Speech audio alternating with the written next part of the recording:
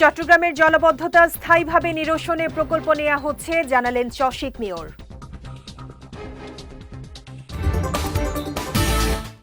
এবং দ্বিতীয় দিনের মতো বাকুলিয়ায় শিশু ধর্ষণ মামলার সাক্ষ্য গ্রহণ।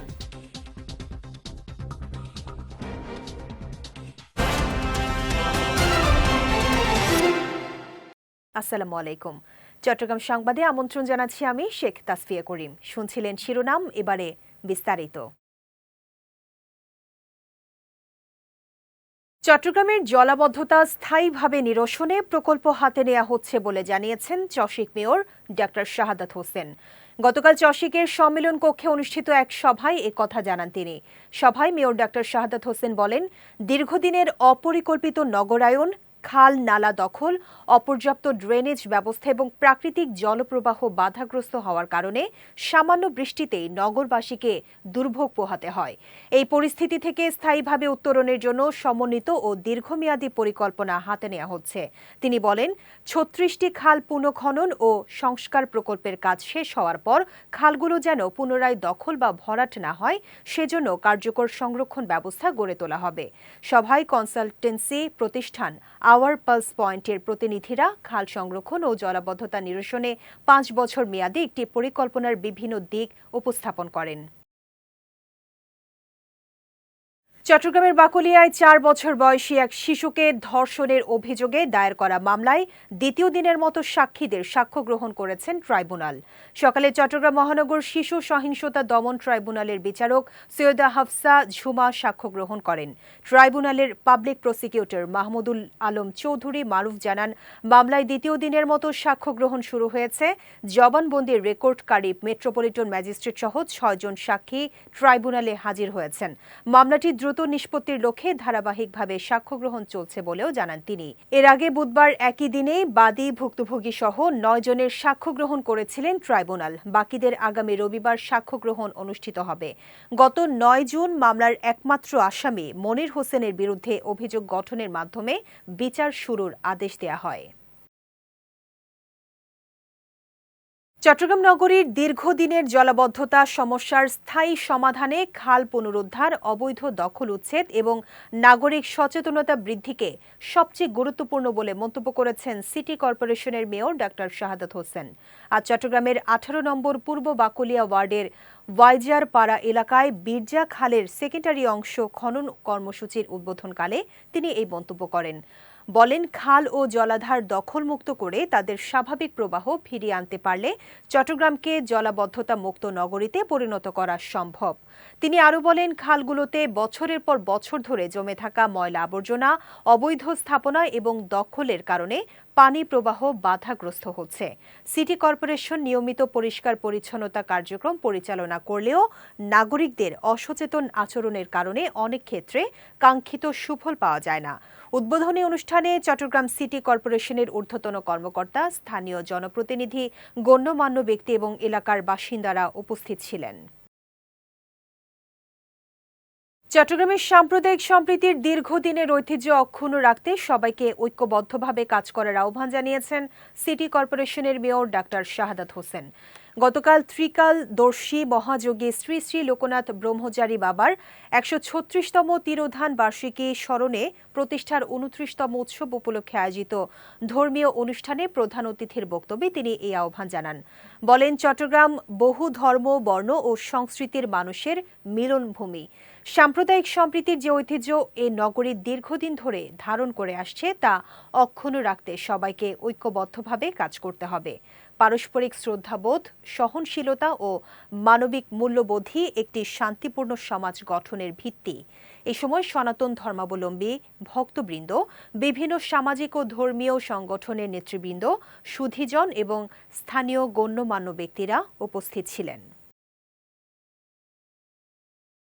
কক্সবাজারের ঈদগাঁওয়ে বিপুল পরিমাণ ইয়াবা ও ব্যবহৃত মিনি টমটম সহ ৩ জনকে গ্রেফতার করেছে পুলিশ। ভোরে উপজেলার জালালাবাদ ইউনিয়নের পূর্ব লরাবাগ এলাকা থেকে তাদের গ্রেফতার করা হয়। বিষয়টি নিশ্চিত করেছেন ঈদগাঁও থানার ভারপ্রাপ্ত কর্মকর্তা এটিএম শিফাতুল মাজদার। তিনি জানান, গোপন সংবাদের ভিত্তিতে জালালাবাদ ইউনিয়নের পূর্ব লরাবাগ এরশাদ স্টোরের সামনে অভিযান চালিয়ে ৬,০০০ পিস ইয়াবাসহ ৩ জনকে গ্রেফতার করা হয়। গ্রেফতারকৃতরা হলেন জিল্লুর রহমান, মোহাম্মদ কাইয়ুম এবং মোহাম্মদ নুরুল হুদা ভুট্টো। এ সময় মাদক পরিবহনে ব্যবহৃত একটি মিনি টমটম গাড়ি জব্দ করা হয়। পরে জব্দকৃত আলামত সহ গ্রেফতারকৃতদের বিরুদ্ধে আইনানুগ ব্যবস্থা নেওয়া হয়। কক্সবাজারের কুতুবদিয়ায় বিনামূল্যে চিকিৎসা সেবা ও প্রয়োজনীয় ওষুধ সামগ্রী বিতরণ করেছে কোস্টগার্ড। গতকাল সকাল 10টা থেকে বিকাল 3টা পর্যন্ত কোস্টগার্ড বেস চট্টগ্রামের ব্যবস্থাপনায় কুতুবদিয়া থানাধীন পিলট কাটা সরকারি প্রাথমিক বিদ্যালয় প্রাঙ্গণে মেডিকেল ক্যাম্পেইন পরিচালনা করা হয়। এই ক্যাম্পেইনের মাধ্যমে মোট 637 জন অসহায়, দুস্থ ও শিশুদের বিনামূল্যে চিকিৎসা সেবা ও প্রয়োজনীয় ওষুধ সামগ্রী প্রদান করা হয়।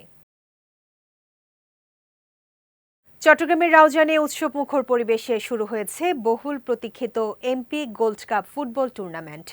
গতকাল উপজেলার নোয়াপাড়া উচ্চ বিদ্যালয় মাঠে এই অনুষ্ঠানের আয়োজন করা হয়। বিএনপির কেন্দ্রীয় ভাইস চেয়ারম্যান ও রাউজানের সংসদ সদস্য গিয়াসউদ্দিন কাদের চৌধুরীর নির্দেশনা এবং তরুণ ক্রীড়া সংগঠক সামির কাদের চৌধুরীর তত্ত্বাবধানে টুর্নামেন্টের আয়োজন করে নোয়াপাড়া এসকিউ স্পোর্টস। এ বিষয়ে আয়োজকরা জানান, তরুণদের খেলাধুলায় উৎসাহিত করা এবং স্থানীয় ক্রীড়াঙ্গনকে আরও প্রাণবন্ত করাই এই টুর্নামেন্টের মূল লক্ষ্য। অনুষ্ঠানে প্রধান অতিথি ছিলেন চট্টগ্রাম জেলা পুলিশ সুপার মাসুদ আলম। এছাড়া আরও উপস্থিত ছিলেন বিএনপি নেতা হালিম, ফিরোজ আহমেদ মেম্বার, হাবিবুল্লাহ মাস্টার, ইউসুফ তালুকদার, মোহাম্মদ নাসির উদ্দিন সহ অনেকেই। কক্সবাজারের ঈদগাঁও উপজেলায় প্রধানমন্ত্রীর আগমন উপলক্ষে প্রস্তুতি সভা ও স্বাগত মিছিল অনুষ্ঠিত হয়েছে। গতকাল উপজেলার দলীয় কার্যালয়ে বিএনপি অঙ্গ ও সহযোগী সংগঠনের উদ্যোগে এ প্রস্তুতি সভার আয়োজন করা হয়।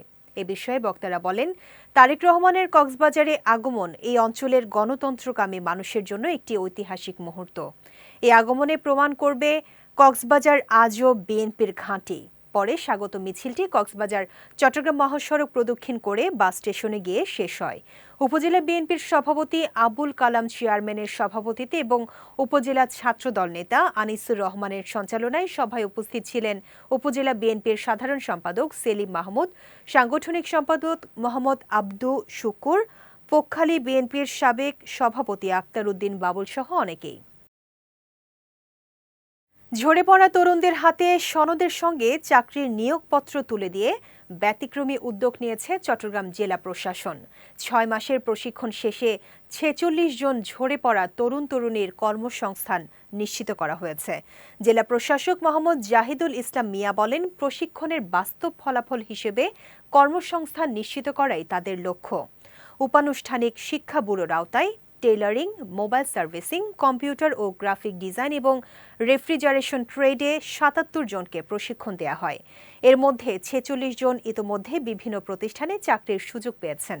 শিক্ষার্থীদের মতে এই উদ্যোগ তাদের জন্য নতুন সম্ভাবনার দ্বার উন্মোচন করেছে।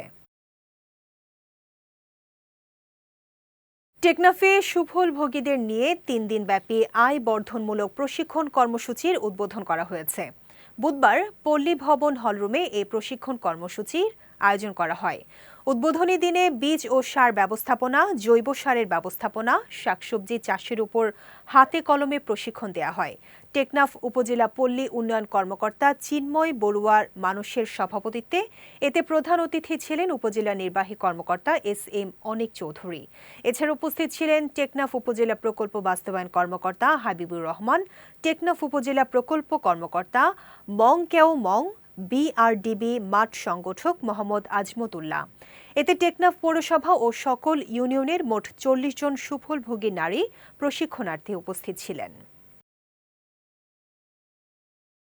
বাংলাদেশ জামায়াতে ইসলামী 2 নম্বর জালালাবাদ ওয়ার্ডের উদ্যোগে মৌসুমি ফল উৎসব অনুষ্ঠিত হয়েছে। এতে প্রধান অতিথি ছিলেন 2 নম্বর জালালাবাদ ওয়ার্ডের শুরা ও কর্ম পরিষদ সদস্য ও অ্যাসিস্ট্যান্ট সেক্রেটারি মোহাম্মদ নুরুল হুদা। গতকাল বিকেলে নগরীর বায়েজিদে অনুষ্ঠিত কর্মসূচিতে শেরশাহ সাংগঠনিক ওয়ার্ড সেক্রেটারি মোহাম্মদ তৌহিদুল ইসলাম, বাইতুল মাল সম্পাদক মঞ্জুরুল হক চৌধুরী, সাংগঠনিক সম্পাদক মোহাম্মদ ইমরান, অফিস সম্পাদক মহসিন বিল্লাহ, যুব ও ক্রীড়া সম্পাদক সহ এলাকার গণ্যমান্য ব্যক্তিরা উপস্থিত ছিলেন। চট্টগ্রামের ফটিকছড়ি উপজেলার আঞ্চলিক পত্রিকা মাসিক ফটিকছড়ি সংবাদের ২২তম প্রতিষ্ঠা বার্ষিকী উপলক্ষে চিত্রাঙ্কন প্রতিযোগিতা অনুষ্ঠিত হয়েছে। সকালে ফটিকছড়ি পৌর সদরের Fatikchhari grammar school and college প্রাঙ্গণে এই প্রতিযোগিতার আয়োজন করা হয়। এতে উপজেলার বিভিন্ন শিক্ষা প্রতিষ্ঠানের বিপুল সংখ্যক শিশু শিক্ষার্থী অংশ নেয়। অনুষ্ঠানে প্রধান অতিথি ছিলেন মাসিক ফটিকছড়ি সংবাদের সম্পাদক ও প্রকাশক আহমদ আলী চৌধুরী। বিশেষ অতিথি ছিলেন বিদ্যালয়ের অভিভাবক ও সাংবাদিক মোহাম্মদ সেলিম উদ্দিন। অনুষ্ঠানে শুভেচ্ছা বক্তব্য রাখেন ফটিকছড়ি গ্রামার স্কুল অ্যান্ড কলেজের চিফ কোঅর্ডিনেটর ও প্রাবন্ধিক এম কামরুল হাসান চৌধুরী। এদিকে পত্রিকাটির দীর্ঘ ২ যুগের এই পথচলায় শিশু শিক্ষার্থীদের নিয়ে এমন ব্যতিক্রমী ও আনন্দঘন আয়োজনের জন্য ফটিকছড়ি গ্রামার স্কুলের অভিভাবক এবং ছাত্রছাত্রীরা গভীর উচ্ছ্বাস ও ধন্যবাদ প্রকাশ করেছেন। প্রতিযোগিতা শেষে বিজয়ীদের মাঝে পুরস্কার বিতরণ করা হয়। কুষ্ঠরোগ সম্পর্কে সচেতনতা বৃদ্ধি, সামাজিক বৈষম্য দূরীকরণ এবং কুষ্ঠ আক্রান্ত ব্যক্তি ও প্রতিবন্ধীদের অধিকার নিশ্চিত করার লক্ষ্যে আয়োজিত ৩ দিন ব্যাপী অ্যাডভোকেসি কর্মসূচি শেষ হয়েছে।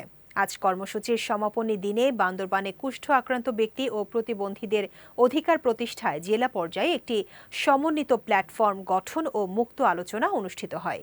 শহরের রয়্যাল হোটেল কনফারেন্স হলে দি লেপ্রোসি মিশন ইন্টারন্যাশনাল বাংলাদেশ আয়োজনে সমাপনী সভায় ৪ ধর্মের ধর্মীয় নেতা, সরকারি কর্মকর্তা, জনপ্রতিনিধি এবং সুশীল সমাজের প্রতিনিধিদের অংশগ্রহণে এই প্ল্যাটফর্ম গঠন করা হয়। অনুষ্ঠানে সভাপতিত্ব করেন দি লেপ্রোসি মিশন ইন্টারন্যাশনাল বাংলাদেশের প্রকল্প ব্যবস্থাপক পরশ চাকমা। এতে প্রধান অতিথি হিসেবে উপস্থিত ছিলেন সদর উপজেলা স্বাস্থ্য পরিবার পরিকল্পনা কার্যালয়ের রোগ নিয়ন্ত্রণ মেডিকেল অফিসার ডাক্তার তাহমিনা করিম রূপা। চট্টগ্রাম সংবাদ শেষ করার আগে শিরোনামগুলো দেখে নিচ্ছি আরও একবার।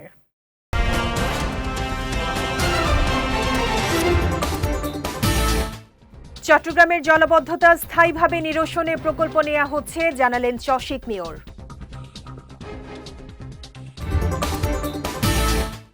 এবং দ্বিতীয় দিনের মতো বাকুলিয়ায় শিশু ধর্ষণ মামলার সাক্ষ্য গ্রহণ।